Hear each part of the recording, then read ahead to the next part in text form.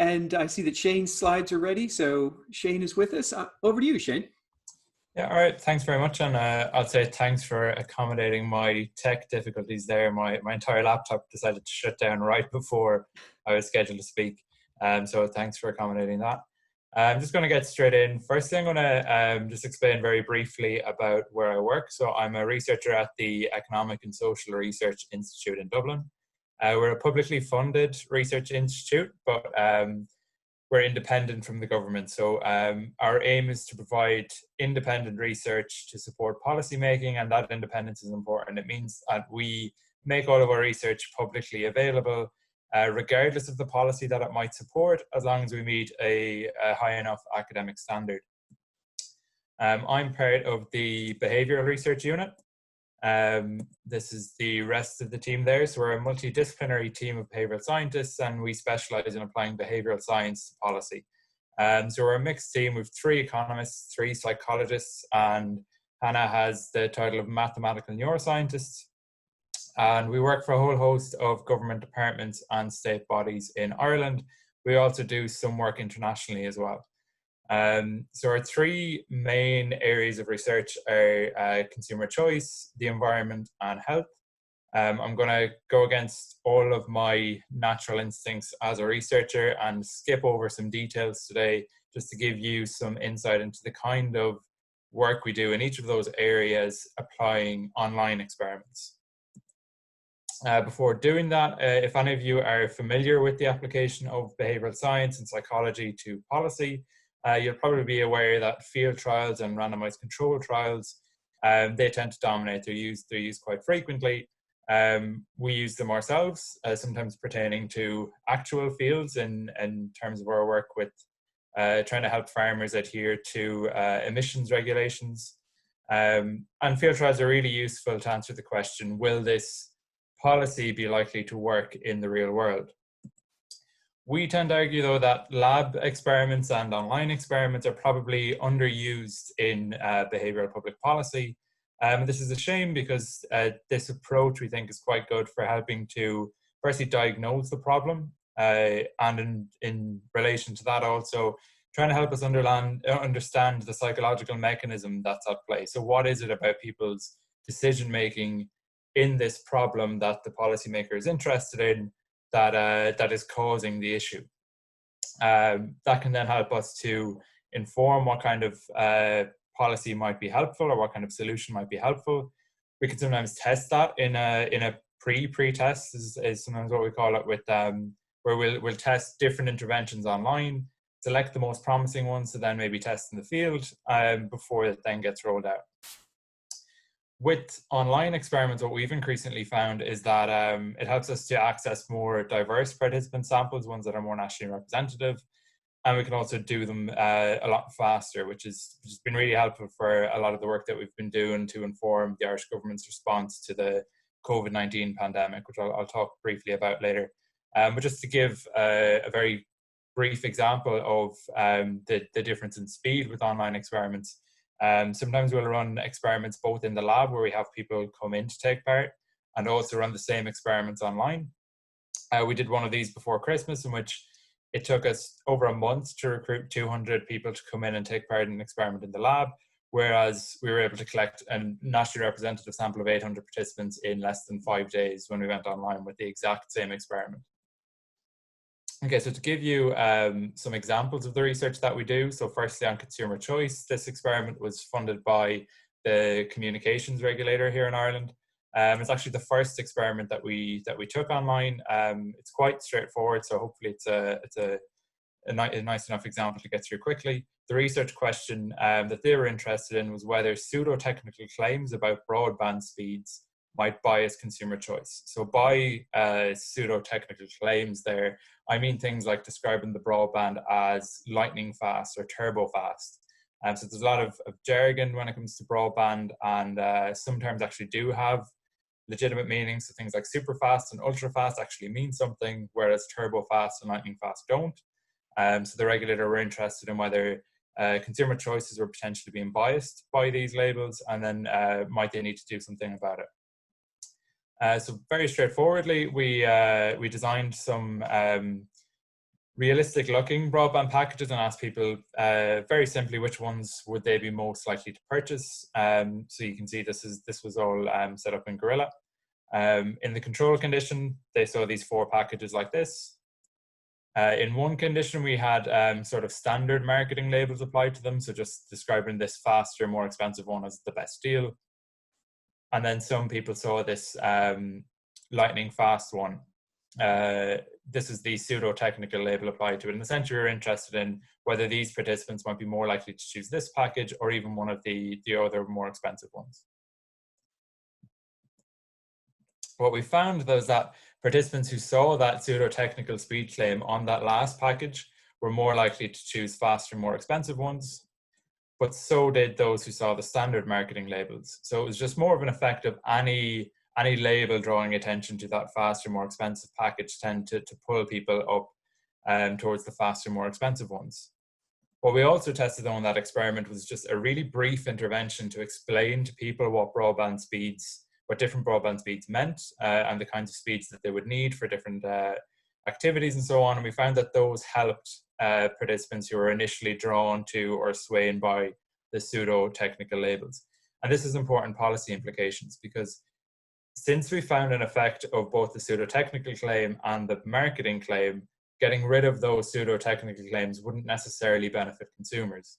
But instead we found that if you have a simple information intervention, that's more likely to work. But of course, the next step for this then would be to run your field trial to make sure that you set up that information intervention to ensure that people will pay attention to it, read it, and be able to use it. So I mentioned this is our first experiment that we took online. It's published in the Journal of Behavioural Economics for Policy, if anyone's interested. This is work with Terry McIlvany, who's at Queen Mary at the moment, and Pete Lunn, who's the head of our lab. So just very briefly, our work on the environment. So these are some of just the online experiments that we do. We've recently finished one on testing moral frames for pollution regulations, and we tested the general public and company managers, again, to try to identify which frames might be then most likely to be beneficial in a field experiment. We're about to test ways to communicate risks from radon gas. That's for our Environmental Protection Agency. We've just finished a pilot on to test whether improving comprehension of climate change will promote willingness to make and support policy changes here in Ireland. And then a colleague of mine has done some work on how people resolve trade-offs between water charges, services, and risks. So I'm just going to give a quick example of one of the tasks in that experiment. So this was all programmed using the code editor in Gorilla. And essentially what we have here is 4 different service improvements that people could essentially divide their water charge into. So we have here, for example, connecting rural supplies to water systems or increasing the share of renewable energy. And so they had these sliders that they could allocate different proportions of their water charge to. And we could see then that participants could see that there was a trade-off between all 4 of these things, that if you were going to give more to your renewable energy service, you have to necessarily give less to the other ones, for example. So this is the basic setup, and then in the experiment, the cost information per service improvement, and also how long it would take for the service improvement to be brought about, they were systematically varied, and we could then see what type of information influenced people's trade-offs between them. From what I remember from this experiment, it was the people were less sensitive to actually the cost information, more sensitive to that time information, where they wanted they tended to prioritize services that were going to be achieved first, essentially. And this is all using information that was provided by the water regulator in Scotland. So this is one of our international projects. If you're interested in this paper, there's a working paper available on our website. It's esri.ie/brew. And then just very quickly on some of our health research. This is, I think, where we've really benefited from our capacity to run online experiments. We've been doing work with the Irish Department of Health here since late March. So just some of the experiments that we've run since the end of March. We've done one on ways to motivate social distancing during the pandemic. We've tested some decision aids to help support people with self-isolation. We've used sort of interactive interfaces to test people's expectations for how restrictions might be lifted. We've also tested perceptions of the exit strategy that the government was proposing to come out of lockdown. We've done a pre-test of the contact tracing app, where people first took part in an experimental survey using Gorilla. They then downloaded the app that's about to be issued in Ireland. They used it for a few days, and then they did a follow-up experimental survey again on Gorilla after using the app on their mobile for a few days. We've recently finished one, this is just last week, comparing public risk perceptions of different social interactions. For example, if you're meeting up with a large group of people, or if you're meeting up indoors, if it's difficult to socially distance and so on. So we had members of the public rate different social interactions. And then we also had experts rate the same ones. And these experts are people who are sitting on the emergency public health team in Ireland, and also senior academic researchers in virology, immunology, public health, and so on. And we're able to compare essentially where the gaps in public understanding are for different risks of social interactions. We've also just finished a list experiment to see whether there might be an influence of social desirability in the compliance monitoring service, whether people are following the advice. We did find some small effect there, but it is small, thankfully. And then this week, we're hoping to launch a diagnostic test on the decision to self-isolate. So essentially, are there some symptoms that people may not be as aware of that they need to self-isolate if they're experiencing them? So this work has been done quite quickly. It's essentially required everyone on the team to sort of take different components in a production line for completing this research. So we'll have some people reviewing the literature, some people reviewing the advice. Then we try to design an experiment. We'll pass it off to other people on the team to code them. We pre-register at the same time. I've noticed there's some discussion of that, so that was important for us. And then we usually then recruit using a market research agency to get nationally representative samples, and that takes about 2 days for us to get a sample of 800 to 1,000 people. So I'm going to try very quickly talk through one of the experiments. The first 3 papers are available on our website. We have a bit of a backlog in terms of writing up the rest because we've had to prioritize rolling out experiments. So just very quickly on this decision aid experiment. So there were 3 stages to it. The first was ask the question, do people understand when they need to self-isolate, and can we help them? So in each of these stages that I'm going to talk through, our control condition was the official advice that was being used by the department at the time. So this was all simplified advice that was issued in booklets to people. So people either read that official advice, or they saw essentially a decision tree where you can see here, for example, do you have any of the following symptoms: cough, fever, shortness of breath? If yes, you need to self-isolate. If no, then you were asked if you had any of the other flu-like symptoms like a sore throat. If yes, then you need to self-isolate. If no, and they processed through those questions. So people were able to use this decision tree. They read it at the start. They were then presented with vignettes or scenarios which described someone who was experiencing symptoms that were either related to COVID-19 or not related, and they're asked whether the person in that scenario should self-isolate, and they're able to use these decision trees or the control information throughout the task. We found that the decision trees helped, that people were more accurate and they were better able to identify when someone should self-isolate. Although we did notice that judgments about the less common symptoms, so the other flu-like symptoms like having a sore throat, experiencing aches and pains, or having a headache, that people weren't aware that in those situations they still need to self-isolate. So this has prompted the experiment that we're going to follow up on this week. In the second stage, we thought it was also important for people to feel prepared for self-isolation, that if they weren't confident in their ability to do so, then they might downplay any symptoms they have or be reluctant when they do notice they're experiencing some symptoms. So again, we had people read official advice, or they completed a personalized plan for self-isolation. So they're asked some examples, some questions. For example, this one here: if I need groceries or supplies, I will, and they could say they'd order them online, or they'd ask someone who doesn't live with them to deliver them for them. And then if they answered, say, that they would have someone deliver them, they were then asked for the first name of that person. Once they answered these questions, you can see this was done using the questionnaire builder in Gorilla. The responses then fed into a personalized plan. So this first half was the control information. This was issued to everyone. And below here is a plan based on their responses. So if they need to self-isolate, they could, for example, stay in their own bedroom. Here I've said that I'll ask Joe to get my groceries and supplies and leave them at the door to my home. After they completed this personalized plan, they were just asked how useful they thought this information was and so on. It wasn't until later in the experiment that we asked them the key dependent variables that we were interested in. They were asked about how confident they were in their ability to cope with self-isolation and how difficult it might be for them. We found that participants in their 20s and 30s in the control condition were significantly less confident than older people in their ability to cope with self-isolation.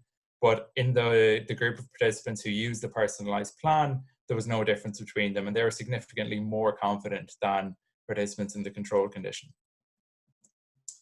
Sorry, this should say stage 3 on how to self-isolate. So this one was more straightforward. So essentially participants read either the official advice, or we organized the advice on how to, for example, manage your household into an infographic. And in this infographic, you can see we've organized them into household cleaning, laundry, managing rubbish, and so on.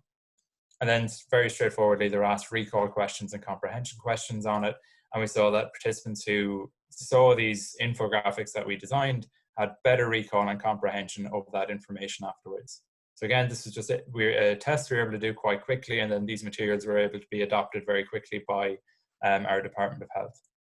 Okay, so just to summarize a very quick 10 minutes there. So lab experiments might not always be the right method, but they can help. They can help us diagnose problems to inform solutions, better understand the underlying psychological mechanism, again, to help us inform those solutions, perhaps test them. And online experiments can be used to pre-test solutions before field testing. And they can be helpful then if we have multiple different types of solutions that we think might be useful, but in field testings, we tend to have more limited resources. If you go online with it, you have access to more diverse and representative samples. So I mentioned that we rely on market research agencies to collect all of our data, and that ensures that we have nationally representative samples. And it can facilitate much more rapid testing. If we didn't have the capacity to run the types of online experiments that we do, I don't think we would have been very able to run 8 experiments there to inform the Irish government's response to COVID-19. So if you're interested in any of our work, our website is there, esri.ie/brew, or feel free to send me an email or reach out to me on Twitter. But thanks very much. Thank you so much, Shane. That was absolutely brilliant, absolutely fascinating, the research that you're doing. And I'm just so thrilled to see, to see research come out of the lab, get into the front line and start being used by governments to inform policy. This era of that test, adapt, learn that Ben Goldacre has been talking about for a decade is now here. The researchers that grew up with that as a vision of what should be possible have now got the tools to mean that it is possible, and this is just going to get better and easier and more powerful. So I'm really, really glad to have you here sharing as a pioneer in this area what you've done for the benefit of everybody else. Now, that's the end of our morning session. Thank you so much to everybody who's spoken so much.